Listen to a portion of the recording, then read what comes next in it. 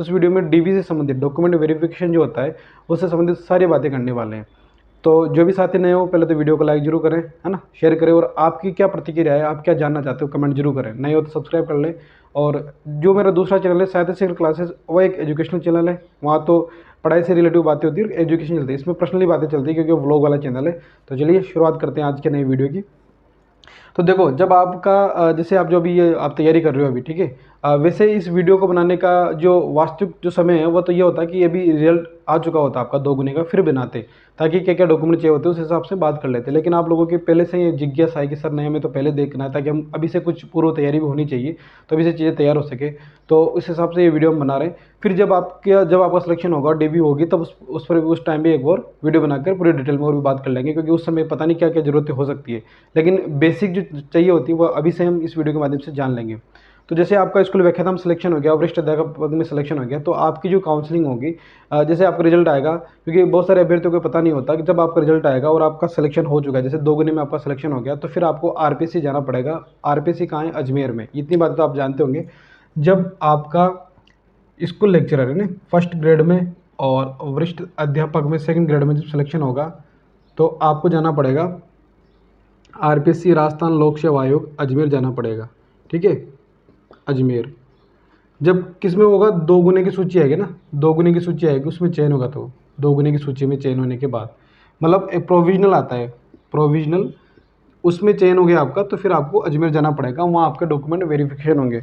अब जब आप अजमेर जाएंगे तो वहाँ फिर आपको, जैसे कि आप जब फाइनल रिजल्ट आएगा आपका, जिसमें डॉक्यूमेंट चेक होने के बाद फिर दोबारा फाइनल रिजल्ट आता है कि कौन कौन अभ्यर्थी सिलेक्ट हो चुके हैं। फिर उनके बाद उनकी ज्वाइनिंग के लिए जो आदेश आते हैं, कहाँ से स्कूलें मिलती है, कहाँ अलॉट होता है, जैसे स्कूल लेक्चरर का, तो फिर आपको कहाँ जाना पड़ता है? बीकानेर जाना पड़ता है स्कूल लेक्चर वालों को, व्याख्याताओं को। तो उसके बारे में अगले वीडियो में बात करेंगे, पहले इसके बारे में बात कर लेते हैं क्या क्या डॉक्यूमेंट चाहिए होते हैं। तो जब आपका फर्स्ट ग्रेड सेकंड ग्रेड में सिलेक्शन हो गया, तो आपको अजमेर जाना पड़ेगा 2 गुने के चयन होने के बाद, है ना। तो अब जब आपको कैसे पता लगेगा कि आपका काउंसलिंग किस दिन है और कहाँ काउंसलिंग होनी है, कितने बजे पहुँचना है, क्या क्या डॉक्यूमेंट चाहिए होते हैं, तो इस सारी प्रोसेस जो इसके बारे में कोई चिंता करने की आपको आवश्यकता नहीं है। आज में आरपीसी जो है आपके पर्सनल मैसेज भी करेगी, है ना, ईमेल भी करती है, और आपको एक वो जो है सूचना प्रोवाइड करवा देती है पहले से कि आपकी काउंसलिंग किस दिन होनी है ना। तो उसमें क्या होता है कि एक फॉर्मेट जारी करती है वो, उसे बोलते हैं काउंसलिंग लेटर। तो काउंसलिंग लेटर जो आता है, एक जो पहला पेज होता है काउंसलिंग लेटर का, जैसे मान लो ये काउंसलिंग लेटर है, ठीक है, ये होता है काउंसलिंग लेटर। तो अब ये काउंसलिंग लेटर में इसमें लिखा होगा आपका नाम और आपका जैसे चयन हुआ है व्याख्याता में तो उसका, वरिष्ठ अध्यापक का तो वरिष्ठ अध्यापक का, और फिर यहाँ लिखा होगा आपको कि आपका जो है काउंटर नंबर लिखा होगा, काउंटर नंबर की डेट लिखी होगी, डेट, है ना, काउंटर नंबर और टाइम लिखा होगा। जैसे मान लो वहाँ लगभग हमारे टाइम 10 काउंटर बने हुए थे। कितने काउंटर थे? 10, 1 से 10। तो जैसे काउंटर नंबर लिखा होगा, जैसे मान लो मेरा 5 काउंटर, 4 काउंटर, तो वहाँ काउंटर नंबर 5 लिखा होगा। डेट लिखी होगी कि आपको जिस दिन, मान लो आज जैसे कल बात कर लेते हैं कि मान लो कि 15 अगस्त को आपका ये है ना, 16 अगस्त को, जैसे मान लो मेरा 11 अगस्त को था, तो 11 अगस्त लिखी हुई है, और फिर वह 23 ऐसे। फिर टाइम लिखा होता है, जैसे मान लो 2 सितंबर होता है, एक सुबह, एक तो होती है मॉर्निंग में सुबह, और एक होता है दोपहर में 2 बजे, 2 बजे के बाद, तो एक 9:30 से और एक 2 बजे के बाद। तो मेरा 2 बजे के बाद था, ठीक है। तो इस प्रकार उसमें सब कुछ लिखा होता है, काउंसलिंग लेटर जो आता है उसमें, ठीक है। तो जिस दिन आपका जो सिलेक्शन होगा, फिर काउंसलिंग होने को जब वो आएगा, तब इस प्रकार काउंसलिंग लेटर जारी होगा। पहली चीज़ तो ये, तो काउंसलिंग लेटर आएगा, उसके साथ साथ दो फॉर्मेट और आते हैं, जिसे बोलते हैं detail application form. Detail application form, इसे फिर फिलअप करना पड़ता है, इसे हम भर के लेके जाते हैं, सारी चीज़ें इसमें भरते हैं कि आपने क्या क्या डिग्री आपके पास है, क्या क्या आपने कर रखा है, क्या आपकी योग्यता है, और आपका नाम पता, सब कुछ इसमें भरना होता है डिटेल एप्लीकेशन फॉर्म में। तो सबसे पहले तो आपको कैसे पता लगेगा? तो इस माध्यम से पता लगेगा, ठीक है। ये आप जाके आराम आरपीसी साइट से डाउनलोड कर लेंगे, वहाँ पता लग जाएगा आपको कि इस काउंटर नंबर किस और डेट क्या है और किस टाइम पे मुझे आरपीसी पहुँचना है और मेरा डॉक्यूमेंट वेरिफिकेशन करवाना है। देखो, सबसे पहली बात तो ये कि आपको मैं सलाह दूंगा, फिर वो जब टाइम आएगा तब देखेंगे। तो आपको क्या करना चाहिए? मान लो अगर आपको 9:30 बजे मॉर्निंग में आपका काउंसलिंग होनी है, तो मेरा ये मानना है कि आपको 9 बजे पहुँच जाना है ना, आधे घंटे पहले। और जैसे दिन में 2 बजे है, तो आपको कम से कम 1:30 बजे वहाँ पहुँच जाना है। और समय के लिए तो मुझे लगता है कि ये तो एक विशेष खास दिन रहने वाला है अपनी लाइफ का, तो उस दिन को फिर वेस्ट क्यों करें? मतलब उस चीज़ का तो पूरा भरपूर आनंद लेना चाहिए। उसके लिए यूँ नहीं कि हम 2 बजे तभी जाएंगे, ठीक है, कोई ऐसा मान लो आपको पहुंचने में किसी वजह से देरी हो गई या कोई और रीजन हो गया, उससे जवाब से आप लेट हो जाते हैं। बाकी समय तो यूँ मान के चले कि 2 बजे का समय, जैसे मेरे 2 बजे का था, मैं 10 बजे पहुंच गया था। मुझे तो इंतजार ही नहीं हो रहा था, आरपीसी पहुंचना था, मुझे तो जाना था कि नहीं आरपीसी देखेंगे पहली बार। जैसे मान लो हमारे पहले और सब्जेक्ट की काउंसलिंग हो चुकी थी ना, जैसे मेरे दोस्त भी गए थे, तो उन्होंने फोटो की वहाँ आरपीसी जो राजस्थान लोक सेवा आयोग लिखा हुआ है, और वहाँ जाके फोटो क्लिक करवा के वो अपलोड कर रहे थे। हम देख के हमारा तो मन हो रहा था कि पता नहीं भगवान वो दिन कब आए कि हम कब आरपीसी जाएँ और कब ऐसे काउंसलिंग करवाएं। तो उतने उत्सुक थे हम तो मैं 10 बजे पहुंच गया था, जबकि मेरी काउंसलिंग 2 बजे थी। तो आप भी ऐसा करें कि आप जल्दी जाएं, मतलब है ना, ताकि देरी ना हो किसी प्रकार की। फिर भी मान लो कोई ऐसी समस्या आ गई जिस वजह से आप लेट हो गए, तब भी जैसे मान लो आपकी 2 बजे काउंसलिंग होनी थी, आप पहुंच रहे 4 बजे, तब भी आप घबराना नहीं है, किसी प्रकार की चिंता नहीं करनी है, क्योंकि अगर आप लेट हो जाते हैं कोई बड़े रीजन की वजह से, तब भी वो आराम से आपको अंदर बिठा लेंगे और वो सब कुछ आपके डॉक्यूमेंट्स भी चेक करेंगे, सब करेंगे, किसी प्रकार का तनाव लेने की जरूरत नहीं है आपको, ठीक है। लेकिन समय की पाबंदी रखें, पहले पहुंचे, ताकि थोड़ी देर जल्दी पहुंच गए तो वहाँ बाहर सेल्फी वेल्फी ले रहे हैं, आरपीएससी के सामने फोटो वोटो क्लिक करवा रहे हैं, उस चीज़ का आनंद लें। जीवन में ये समय एक बार ही मिलेगा, देखो ना। और जैसे मान लो आप बिना, जैसे आप किसी दोस्त के साथ जा रहे हो, या फिर आप आपको जैसे मान लो आपको फैमिली का कोई मेंबर लगेगा, जब उसका सिलेक्शन हो गया तब जाओगे, वहाँ वो फीलिंग नहीं आएगी। वो जो भावना है ना, जब जिस दिन आपका सिलेक्शन होगा फिर आप जाओगे, वो फीलिंग अलग ही आती है। जैसे मैं तो पहली बार ही गया था अजमेर भी, अजमेर तो पहले चला गया था एग्जाम देने, पर आरपीसी पहली बार गया तो वो फीलिंग अलग ही थी। बहुत जोश, बहुत उत्साह के साथ पूरी यात्रा को इतना आनंद लिया कि मज़ा आ गया। और हालांकि फिर डर सा रहता है ना, मैंने आपसे पहले भी कहा था कि डर रहता है कि मान लो फाइनल नहीं हुआ तो, लेकिन मैंने तो उस चीज़ का बिल्कुल ये नहीं सोचा, यात्रा का आनंद लिया, और फाइनल कृपा से, ईश्वर की कृपा से सिलेक्शन भी हुआ। तो सबसे पहले क्या करना है आपको, ये इस तरह का फॉर्मेट होता है, टाइम का मैंने बता दिया आपको। तो समय की तो ये हो गई बात, है ना। आपको कैसे पता लगेगा, तो आरपीसी साइट में पता लगेगा, और पर्सनली आपके मैसेज भी आएगा। 2 चीज़ें हो गई। अब क्या करते हैं कि डॉक्यूमेंट क्या क्या चाहिए होते हैं, उनके बारे में बात कर लेते हैं। तो डॉक्यूमेंट की बात करें, डॉक्यूमेंट सबसे पहले आपको डॉक्यूमेंट में चाहिए वह काउंसलिंग लेटर। काउंसलिंग लेटर, ठीक है।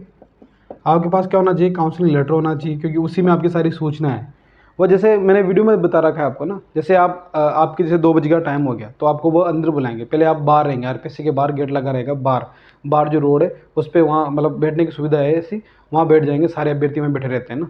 और उसके बाद जैसे आपका 2 बजे बाद आपकी काउंसलिंग होनी है, तो फिर वो बाहर आवाज़ देंगे कि स्कूल व्याख्याता के हिंदी विषय की चल रही काउंसलिंग, तो उसके सारे अभ्यर्थी अंदर आ जाएं इतने से इतने तक। और उतने ही जाते हैं वैसे ना, 2 से एक्स्ट्रा जाते नहीं है। जैसे आपके घर परिवार वाले आपके साथ जाएंगे तो वो अंदर नहीं जाएंगे, वो बाहर रुक जाएंगे, फिर तो आप अंदर चले जाते हो।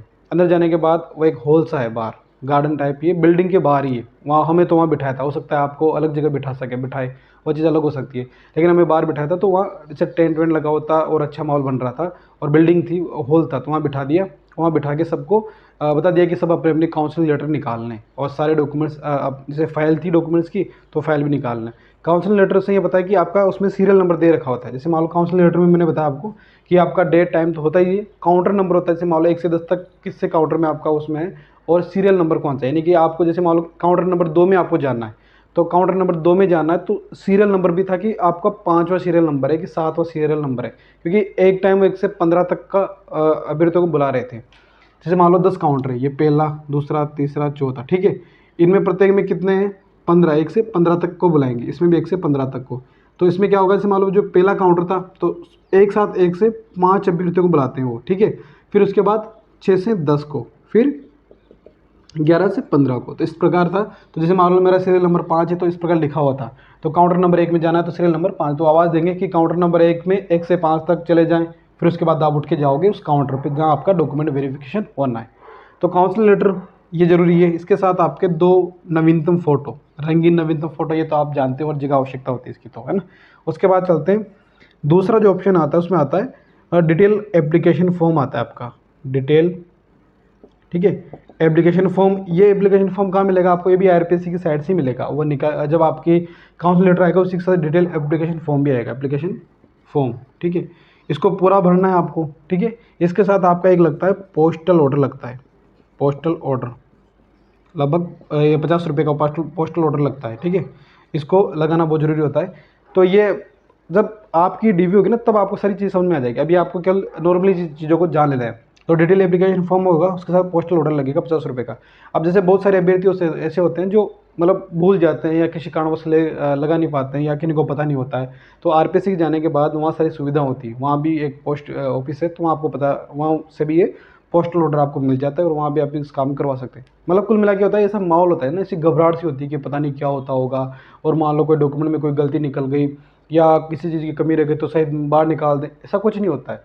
वहाँ बैठने वाले अधिकारी लोग हैं ना, वो सब समझते हैं कि एक सामान्य जो अभ्यर्थी पहली बार आ रहा है या दूसरी बार आ रहा है तो क्या क्या त्रुटियाँ हो सकती है। मानव है ना, इंसान है, भूल तो होती है, तो वो जानते सारी बात है कि भूल हो सकती है। तो वो ऐसा बिहेवियर करते हैं कि ठीक है, आपसे गलती हो गई या कुछ भूल गए तो जितना हो सकता है यहाँ से करवा लो, अगर नहीं हो रहा हो तो फिर एक एफिडेविट लगा के उसे वो करवा लो, बाद में जो तुम उस डॉक्यूमेंट में तैयार कर लो तब लेके आ सकते हो।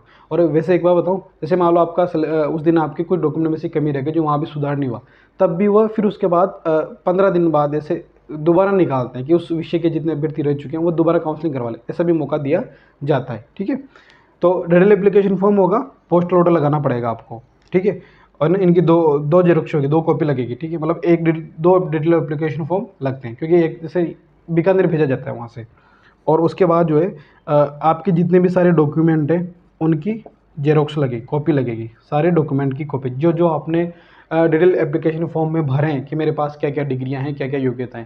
अब जैसे कि कई अभ्यर्थियों को ये नहीं पता है कि सर मेरे पास तो ओरिजिनल डिग्री आई नहीं है, तो क्या फिर मुझे बाहर कर दिया जाएगा। क्योंकि जैसे जो जिन्होंने बीए कर ली और जस्ट बीएड करके पास आउट हुए हैं ना, और जैसे एमए कर रहे हैं या फिर पास आउट हैं जिस तरह में था, तो उसमें क्या होता है कि डिग्री हाथों हाथ नहीं आती। जैसे आपने बीए कर लिया तो कम से कम 3-4 साल बाद आपकी डिग्री आती है। जैसे कोटाऊ यूनिवर्सिटी से मैंने क्या किया था, बीएड भी, एमए बीए वहाँ से किया मैंने, तो मेरी बीए की डिग्री तो आ चुकी थी, लेकिन बीएड की डिग्री क्योंकि मैंने 15 में 12वीं, 18 में बीए कंप्लीट हुआ, तो 18 के बाद 20 में हो गई बीएड कंप्लीट, तो 2 साल तो हो गए बीए किए हुए, और फिर 2 साल उसके एमए के। 22 में मेरी एमए कंप्लीट हुई, 22 में इसका एग्ज़ाम था व्याख्याता का, तो बीए वाली डिग्री तो आ गई थी, लेकिन बीएड की डिग्री नहीं थी और एमए की डिग्री भी मेरे पास नहीं थी। तो फिर हमने क्या किया, कोटा यूनिवर्सिटी विश्वविद्यालय जाके उसकी क्या कर ली, विश्वविद्यालय गए हम, है ना, और वहाँ से प्रोविजनल बन जाती है।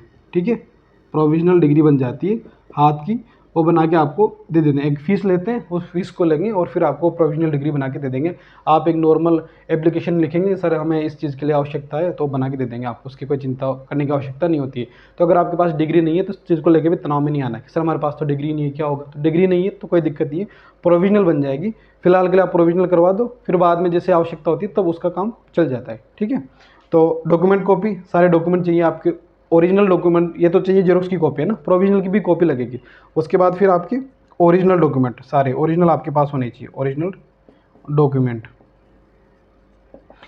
और जैसे कि आप जब आप इस पड़ाव तक पहुंचोगे तब क्या होगा कि जैसे मान लो आपके डिटेल एप्लीकेशन फॉर्म लगा दिया आपने, काउंसिल लेटर पहला, दूसरा डिटेल एप्लीकेशन फॉर्म, फिर जैसे कॉपियाँ लगाओगे, जेरोक्स लगाओगे, तो जैसे 10th 12th बीए, है ना, बीएड, एमए, अब जैसे ये लगाओ ना तो फिर उसके ऊपर ऐसे पीछे एक क्रम, 1 2 3 ऐसे क्रम लगा देना चाहिए। और फिर वैसे ही आपको अपने ओरिजिनल डॉक्यूमेंट्स सेट करके लेके जाने घर से ही, ताकि जैसे वो पूछेंगे कि आपका जैसे 10th की मार्कशीट देखेंगे तो कहेंगे कि लाओ 10th की मार्कशीट दिखाओ, तो आपके पास वो सेट ऐसा होना चाहिए कि तुरंत लो सर, है ना, ताकि उनको भी दिक्कत नहीं हो और आपको भी ऐसे घबराहट सी नहीं हो। क्योंकि हम क्या करते हैं, ऐसे पूर्व तैयारी नहीं होती तो घबरा जाते हैं वहाँ ना, कि उन्होंने मांग लिया बीए की मार्कशीट और हम देख रहे हैं, सारे डॉक्यूमेंट देख रहे हैं, हमें मिल ही नहीं रही, फिर तनाव, डिप्रेशन में आ जाते, ऐसे अजीब सा लगने लग जाता है। तो वो चीज़ नहीं करें, पहले इस चीज़ को तैयार करके जाए कि सारे डॉक्यूमेंट से जमा के लेके जाने। ठीक है, उन्होंने कहा 10वीं की, सर 10वीं की, 12वीं बीए की मार्कशीट है, बीएड की तो बीएड की। जैसे मेरे नेट भी क्लियर हो गया था, मैंने नेट भी लगा रखा था, तो नेट के कहा तो नेट की दिखा दिया। वो सारे क्या करेंगे फिर आपके विशेषकर नाम में, आपके खुद का नाम में, माता पिता के नाम में, डेट ऑफ बर्थ में, और आपके वो हिंदी इंग्लिश का जो नाम में कुछ चेंजेस आ रहा है उनको देखते हैं। अगर उनमें कई त्रुटि नजर आती है तो फिर वो आपसे कहेंगे कि सर इसमें कोई दिक्कत है, तो फिर आपको वहाँ एफिडेविट लगाना पड़ेगा उसका।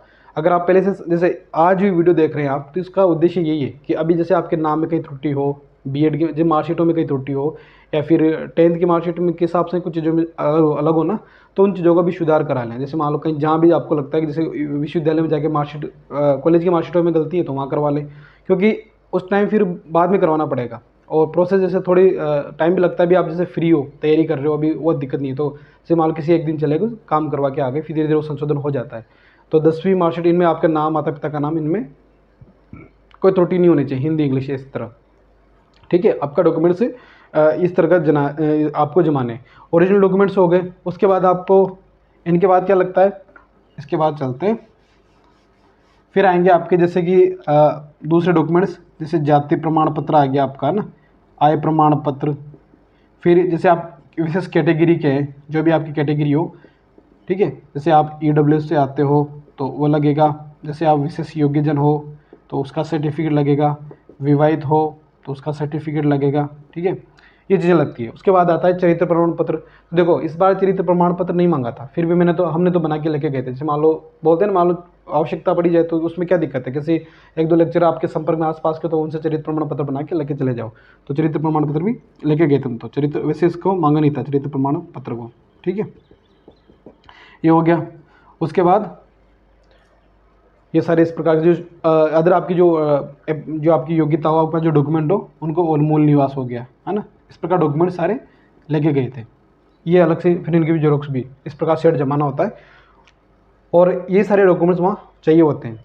फिर वो क्या करेंगे, सारे आपके नाम, आपके माता पिता का नाम, डेट ऑफ बर्थ, सारी इन चीज़ों को चेक करेंगे, विशेषकर इनमें से देखेंगे। जैसे मान लो EWS से जाती है, तो अभी तो जैसे मान लो EWS बनाया था ना, तो EWS के लिए तो ये था कि ज़्यादा 1 साल से पुराना नहीं होना चाहिए। जिस दिन आपने फॉर्म भराओ, विज्ञप्ति आ गई, विज्ञप्ति आने के जस्ट आपने से फॉर्म भराओ ना, तभी का मान्य था, इस प्रकार कुछ नियम था उस टाइम तो।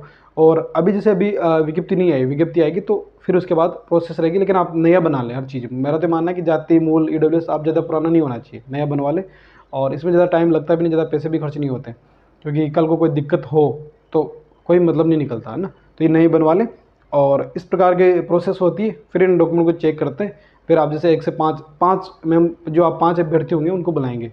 जैसे एक चीज़ होती है, इसमें शब्दों का भी फेर होता है। जैसे मान लो आप फॉर्म भरते हो ना, तब तो अभ्यर्थी होते हो, लेकिन जब चयन हो जाता है तो वो आशार्थी कहलाते हैं, क्योंकि आपको आशा होती है चयन की। तो वहाँ शब्द भी जब आएगा ना आपका डॉक्यूमेंट, वहाँ से काउंसिल लेटर आएगा, उसमें आशार्थी लिखा हुआ आएगा कि ये आशार्थी है, ठीक है।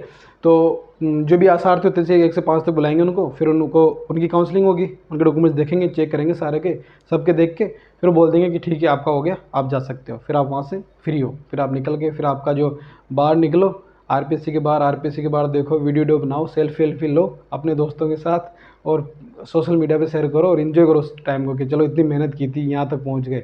और यूँ मान के चलो जो मेहनत करेंगे वहाँ तक भी पहुँचेंगे, फाइनल सिलेक्शन भी होगा, हर चीज़ होगी। और किसी क्षण को है ना गंवाना नहीं है, व्यर्थ नहीं जाने देना है। जो निकल गया ना फिर कभी नहीं आएगा जीवन में। तो उस चीज़ का अभी ये जो यात्रा चल रही है ना आपकी तैयारी की, इस तैयारी की यात्रा का भी आनंद लो। अभी मैं गाँव जाता हूँ, मेरे जो घर में जहाँ मैं पढ़ता था, तो उस जगह को देखते मुझे एक बेहद सी खुशी होती कि क्या टाइम था यार, है ना, किस तरह मैं मेहनत करता, मैं किस तरह पढ़ता था, खुशी होती है उस चीज़ की। हाँ, जब आप सफल नहीं होते हो तब दुख होता है, लेकिन मेरा मानना है कि जब सफल हो जाते हो तब आपको उस चीज़ें बहुत अच्छी लगती है। तो और हमें सफल होना ही है, मेहनत करेंगे तो सफलता मिलेगी सही। तो अभी वो चीज़ें मुझे मोमेंट याद आता है, किस प्रकार मैं यहाँ पढ़ता था, इस प्रकार की चीज़ें होती थी।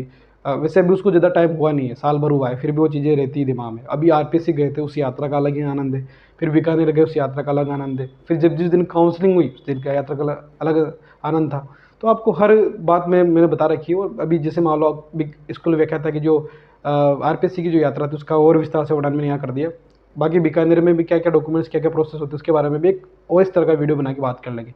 ज्वाइनिंग का वीडियो मैंने आपको बता दिया कि क्या प्रोसेस रही थी। तो इस प्रकार ये आपकी ये यात्रा होती है, तो इसका आनंद लें। संघर्ष की यात्रा, संघर्ष का भी आनंद लें, क्योंकि देखो वो कहते हैं ना कि मंजिल तो क्या है, मंजिल तो एक प्रकार से सफ़र का खत्म हो जाना है। मज़ा तो सफ़र का ही है ना, मंजिल तो एक ठीक है पहुंच गए, फिर क्या है उसके आगे, कुछ नहीं है। जैसे मैं स्कूल में कहता हूँ पहुँच गया, ठीक है जीवन चल रहा है चीज़ पर, वो जो यात्रा होती है, आप यहाँ तक पहुँच रहे हैं, आपको दिन प्रतिदिन कुछ ना कुछ संघर्ष कर रहे हैं अपनी उस लक्ष्य को प्राप्ति के लिए, उसका मज़ा अलग ही होता है। तो इस यात्रा का मज़ा लें, तैयारी करें। बहुत जल्द ये दिन आपके जीवन में आएगा, और फिर उसके बाद बीकानेर भी जाना होगा, फिर स्कूलों में भी आना है, ठीक है। तो मेरी शुभकामना आपके साथ है, बस मस्ती से तैयारी करें। और भी आपके मन में क्या जिज्ञासा है, क्या जानना चाहते हो, तो कमेंट जरूर करें। नए हो साथी तो वीडियो को लाइक और सब्सक्राइब जरूर कर लें। और मेरा दूसरा चैनल है, आपको नहीं पता हो तो साहित्य शिखर क्लासेस, वहाँ मैंने स्कूल व्याख्याता, वरिष्ठ अध्यापक को लेकर और रीड को लेकर निःशुल्क कोर्स चला रखा है, हिंदी, विशेषकर हिंदी वालों के लिए। बाकी स्कूल व्याख्याता का जो मैनेजमेंट का पढ़ना चाहते हैं वह भी वहाँ मैं करवाऊँगा, और TGT PGT नेट के लिए भी वो कोर्स है ना, तो आप उस चैनल को भी देख लें। और भी इस यहाँ तो देखो पर्सनल लाइफ की भी वीडियो है, और मैंने क्या क्या अनुभव किया वो वीडियो अपलोड करता हूँ। वहाँ आपको जैसे मान लो तैयारी कैसे करनी है, क्या बुक लिस्ट होनी चाहिए, क्या रणनीति होनी चाहिए, किस तरह पढ़ना चाहिए, क्या टाइम मैनेजमेंट कैसे करते हैं, ऐसी हर छोटी से छोटी बात पे वीडियो वहाँ बना रखे हैं। तो उस चीज़ को देख लें, उस चैनल को। मिलते हैं अगले इंटरेस्टिंग वीडियो के साथ, तब तक के लिए जय हिंद, जय भारत।